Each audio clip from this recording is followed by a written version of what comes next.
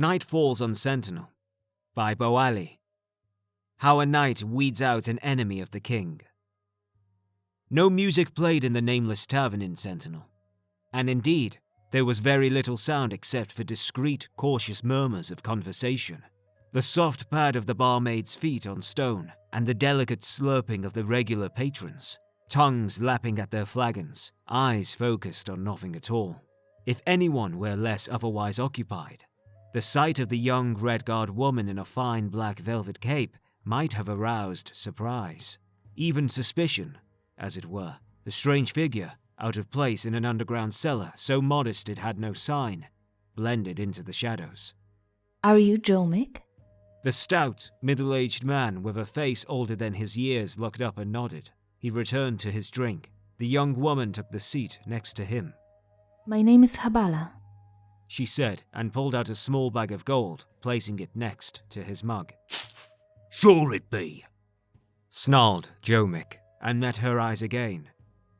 Who do you want dead? She did not turn away, but merely asked, Is it safe to talk here? No one cares about nobody else's problems but their own here. You could take off your cuirass and dance bare-breasted on the table and no one would even spit. The man smiled. So who do you want dead? No one, actually, said Haballa. The truth is, I only want someone removed. For a while. Not harmed, you understand, and that's why I need a professional. You come highly recommended. Who you been talking to? Asked Jomic dully, returning to his drink. A friend of a friend of a friend of a friend. One of them friends don't know what he's talking about, grumbled the man. I don't do that anymore. Haballa quietly took out another purse of gold, and then another, placing them at the man's elbow. He looked at her for a moment, and then poured the gold out and began counting. As he did, he asked, Who do you want removed? Just a moment, smiled Haballa, shaking her head. Before we talk details, I want to know that you're a professional, and you won't harm this person very much, and that she'll be discreet. You want discreet? The man paused in his counting. All right, I'll tell you about an old job of mine. It's been, by RK, I can hardly believe it, more than 20 years, and no one but me's alive who had anything to do with the job. This is back afore the time of the War of Brittany. Remember that? I was just a baby. Course you was. Jomic smiled. Everyone knows that King Lotan had an older brother, Grecliffe, what died, right? And then he's got his older sister, Abki, what married that king fella in Daggerfall. But the truth's that he had 2 elder brothers. Really? Haballa's eyes glistened with interest. No lie, he chuckled. Weedy, feeble fella called Afargo, the king and queen's firstborn. Anyhow, this prince was heir to the throne, which his parents wasn't too thrilled about. But then the queen, she squeezed out 2 more princes who looked a lot more fit. That's when me and my boys got hired on, to make it look like the first prince got took off by the Underking or some such story. I had no idea, the young woman whispered. Of course you didn't. That's the point. Jomic shook his head. Discretion, like you said. We bagged the boy, dropped him off deep in an old ruin, and that was that. No fuss, just a couple of fellas, a bag, and a club. That's what I'm interested in, said Haballa. Technique. My friend who needs to be taken away is weak also, like this prince. What is the club for? It's a tool. So many things what was better in the past ain't around no more. Just 'cause people today prefer ease of use to what works right. Let me explain. There's 71 prime pain centers in an average fella's body.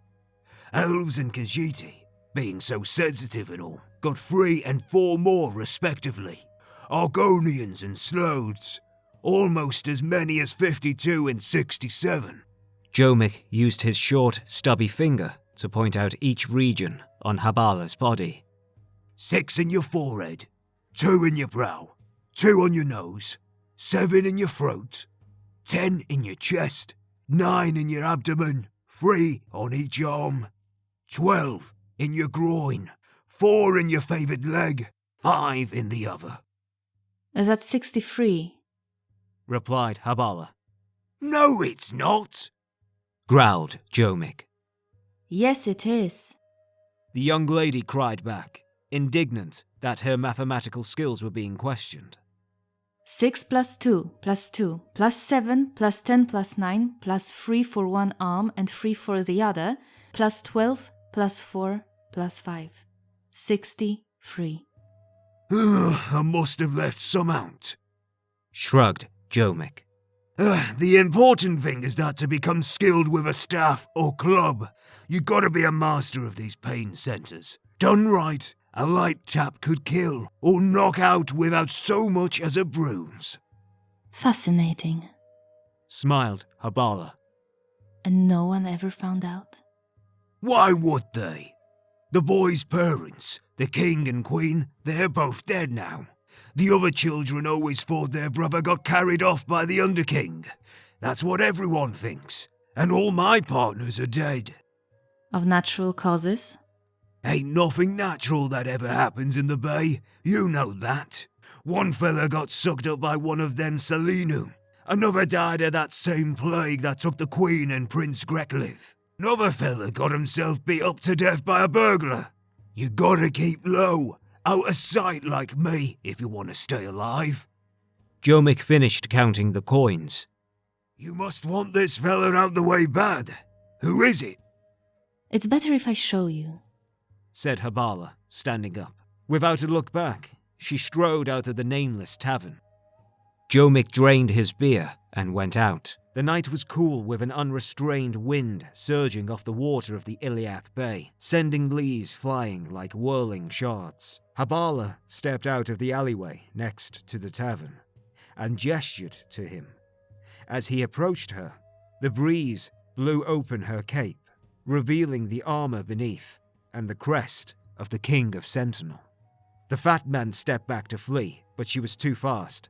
In a blur, he found himself in the alley on his back, the woman's knee pressed firmly against his throat. The king has spent years since he took the throne, looking for you and your collaborators, Jomic. His instructions to me what to do when I found you were not specific, but you've given me an idea. From her belt, Haballa removed a small, sturdy cudgel. A drunk stumbling out of the bar heard a whimpered moan, accompanied by a soft whisper coming from the darkness of the alley. Let's keep better count this time. 1, 2, 3, 4, 5, 6, 7.